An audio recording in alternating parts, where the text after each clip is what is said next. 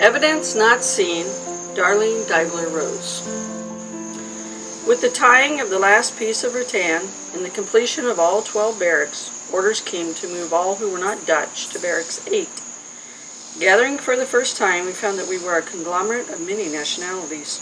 We dubbed Barracks 8 the Heinz Barracks, for we were nearly 57 varieties. Each barracks chose its own leader to represent them to Mrs. Jostra, the Dutch head of the camp, who was our liaison with the camp commander. Unless languages were a factor, I have no idea why I was ever chosen for barracks leader. All dialogue with the Japanese was in Indonesian, and with the women and children of the barracks, English, Dutch, and Indonesian were used. In all of these, I could express myself with a measure of fluency. Yet even in the English-speaking bloc, we represented Canada, England, Scotland, Ireland, Germany, Armenia, Israel, Czechoslovakia, and Russia. In the Dutch-speaking bloc, we had a number of Eurasians and a German. 3 Chinese families, Menondanese, a Makassarese married to a Dutchman, and an Orthodox Jewish family communicated in Indonesian, because no one else knew their mother tongue. The camp commander made a nightly inspection tour, beginning with the ringing of the bell at 7 o'clock. The barracks leader stood at the door and called the orders. Attention! Greet! At ease! When we bowed, we greeted the commander in unison with, "Good evening, sir!" This he acknowledged with a salute. We all tried to be present, for we never knew when he would turn in and check each bed. The punishment always exceeded the crime. Immediately following evening roll call, everyone came to the front section of the barracks to hear the announcements and check the work schedule for the following day. The first night in our barracks, I established a practice that I believe was responsible for maintaining the high level of compassion and cooperation that existed in our small community. That night and every night, we invited everyone to remain until we read a portion of God's Word and prayed. We were united by a recognition of a mutual need from within for help from one who is greater than we. We faced a common enemy from without, and if we were to survive, we had to function as a unit. The interpersonal barriers of language, race, and color became non-existent, and an ever-increasing appreciation of one another enabled us to face with courage the common plights of most prisoners of war: suffering, hunger, deprivations of every kind, forced labor, bombings, disease, psychological pressures, death, and lonely graves. People from other barracks often joined us during evening devotions. Throughout those very difficult years that tried our souls, God kept our barracks a calm center in the eye of the military storm that raged around us. There was a sharing, a concern, and a love that was unique. We struggled to preserve family feelings, to discover ways to lift morale, to encourage, comfort, and bear one another's insupportable burdens. I am convinced the harmony we experienced in Barracks 8 was due to the spiritual shelter beneath which we all hid when there was no other refuge. As soon as beds came free, Dutch families asked for transfer to Barracks 8. They were people with a heart for God, and they were much appreciated. When the morning bell was sounded at 7, it was the signal to begin the day's work. Each barracks had a work quota. A certain number of women had to be assigned to working in the central kitchen, hospital kitchen, and camp gardens, and to clearing land, felling trees, working on the roads, unloading trucks, raising pigs and chickens, pumping water, sewing, knitting, cooking porridge, boiling water, doing hospital duties, and nursing. The sweat of our bodies and the craft of our hands were required to keep ourselves alive and to advance the Japanese military machine. In order to give variety and change, I arranged the roster for the week so that each woman performed a different type of work each day. In this way, each one came to know what was involved in the various types of work. We soon settled into a pattern. Recognizing that the physically weak ones can never have performed the heavy work, the younger and stronger women accepted the responsibility of work at the piggery, in the garden, and on the road, as well as the coolie work. It was immaterial who did the work, as long as our production didn't fall behind. In the early weeks, the morning porridge was cooked in the large central kitchen. Cooks were responsible for fetching the rice from a large supply go-down that had been built in the open space in front of Barracks 7 through 12. The rice had to be cleaned and washed several times before it was set to soak in the lower half of a large 55-gallon drum. By 4 a.m., the cooks had to be on duty, stoking their fires, and with large wooden paddles, stirring constantly their large containers of gruel. It was time-consuming, but so was waiting in the long line to get our dipper of rice porridge.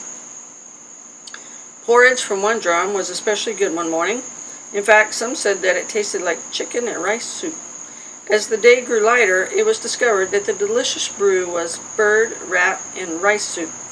Knowing that birds roosted in the window-like openings that were smoke escapes, and the rats were multiplying and on the prowl, we deduced that a rat had attacked a bird, and in the struggle both had fallen in the drum and drowned. If the rat's tail and hairs and bird feathers hadn't eventually been dished up, no one would have known, or lost her breakfast. A long shed containing eating and open-fire cooking areas had been erected in front of each block of 6 barracks. Realizing how inefficient the breakfast arrangement was, the camp commander issued a half-kerosene drum to each barracks, and one of our young women with a small baby volunteers to be responsible for the porridge. Our drum contained the taste of kerosene, even though it had been scoured with wood ash many, many times. It was a long time before our porridge was completely free of the acrid, undesirable flavor. There was some changing of beds in the beginning day or two, with families and close friends choosing beds in close proximity to one another. On the right-hand side of the door, Lillian Marsh had claimed the top rack. Miss Marsh's presence had a stabilizing influence. Her weight had dropped dramatically, and a hacking cough tormented her. Yet despite the fact that she was physically weakened, she never complained or sought privileges because of her condition. Her hands looked like bird claws. We were greatly concerned about her condition. I was able to arrange a job for her in the hospital kitchen, where she could sit most of the time while working. One day when she came home, grubby from washing pots and pans, I called her Cinderella, a pet name that stuck.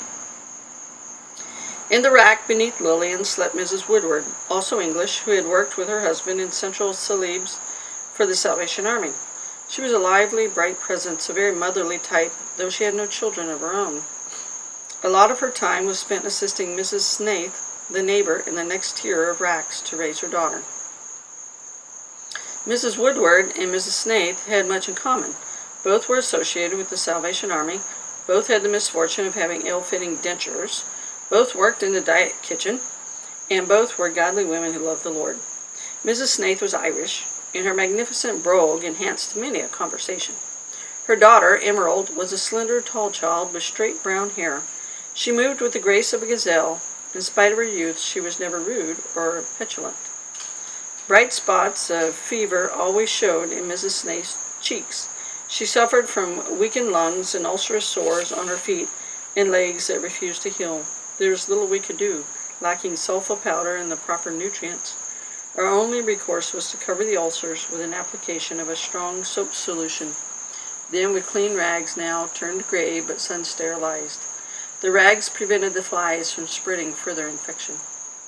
One day, Mrs. Snaith and I were on the honey dipper crew, emptying cesspools, and she slipped into that thick, putrefying green filth which flowed into her open ulcers. This would have been a trying experience under normal conditions, but this woman had enough to worry about health-wise without the possibility of further infection. Big tears rolled down her cheeks. I walked her to the well between the barracks and drew many buckets of water to wash the filth from her legs and cleanse the sores. Then, feeling that she really had had enough, I put a strong soap solution on her legs, bandaged them, and sent her to bed. Next to Mrs. Snaith and Emerald lived Oma Zimmerman. Oma is the Dutch word for grandmother. Mrs. Zimmerman was a widow whose husband had been a German planter, and she regaled as many a lonely night with tales of growing up a plantation in Java. Although she was now about 70 and toothless, traces of great beauty hung about her. Her long brown hair, beginning to be frosted with silver, fell in waves, and she wore gold-rimmed glasses perched about halfway down her nose, as she could see better at a distance without them. With her high Eurasian cheekbone structure and great vivacity, it was easy to see that she had been very, very beautiful. Oma Zimmerman was a willing helper. She was also a natural-born cook, an artist in the kitchen under the best of circumstances, an ingenious inventor under these, the worst. She had the ability to make the few things she acquired taste borderline gourmet by adding whatever herbs or condiments she could scrounge. We combined what coffee grounds we had amongst us, and Oma would cook these, then carefully spread them out in the sun to dry. I couldn't possibly guess how many times this process was repeated, but with her gift of taking nothing and making it taste better, we enjoyed coffee for quite a while. We ate rice at noon and evenings, but Oma always managed to scrounge something to go with it. Oma's daughter, Mouse Dole, was very tall, about 5 feet 10 inches, and in her early 20s. She was large, Juno-esque, and very beautiful, probably echoing her mother's youthful image. She had real physical strength, a rare commodity in Kampili, and often assisted me in extra tasks with the same positive spirit that exemplified her mother. Mouse's little daughter, little Pax, lived in this tier with the grandmother and mother.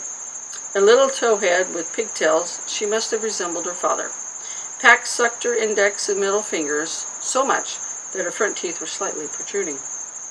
Next to Mouse, Pax and Oma Zimmerman lived Mouse's friend, Mrs. Verschoor, wife of a patrol officer, a young, petite Dutch lady with a little girl, Anneke, about Pax's age. Anneke and Pax had both been accustomed to the role of top dog, so by turns they fought like tigers, played together like angels, and were inseparable. Mrs. Verschoor and 3 other Dutch families came to our barracks by request. They were all real assets, and we had cause to be grateful that they joined our family. Across the aisle lived another Dutch family. Mrs. Routs was a fine Christian woman, and I imagine she felt a kinship to the believers who lived in Barracks 8. She was very tall, and perhaps before the war had been overweight, but of course those hard days had melted away the excess. Her work responsibility was on the garden crew. She had 2 dark-haired boys who were very lean, very typically Dutch. The littlest one, about 2 years of age, was rarely without the index and middle fingers of his left hand in his mouth. No one discouraged or made fun of finger or thumb sucking, however. The children needed all the comfort they could get. He was called Broertje, which means little brother. Older brother adored him and cared well for him. Beyond the Routs family lived the Vander Clays. The mother was also a Christian woman with 2 children, Ansje and Soesje. She was refreshingly frank, but didn't begrudge the other person his opinion. She and Mrs. Routs had long been friends. She too worked on the garden crew and was always available to fill in for a sick person.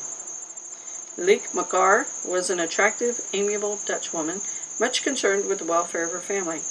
Her son, Dougie, and her mother-in-law, Oma Makar, were with her in Kampili. Her husband had been in the import-export business in Makassar and was now interned with the other civilian men in Parapara. Dougie, like the other young men of our barracks, made a great effort to adjust to our matriarchal environment, and I'm sure his father was proud of him. Omar Makar, another one of our grandmothers, was quite tall, beginning to stoop, her steps slowing and her hair quite gray. But from her present bearing, one can imagine that in her younger years she must have been a very regal, stately person. Oma's needles moved unbelievably fast as she knit white 3/4 length socks for Japanese officers. Oma was Armenian, and her dresses were longer than usual. I compared her in my mind with Whistler's mother. All she needed were the rocking chair and the white cap.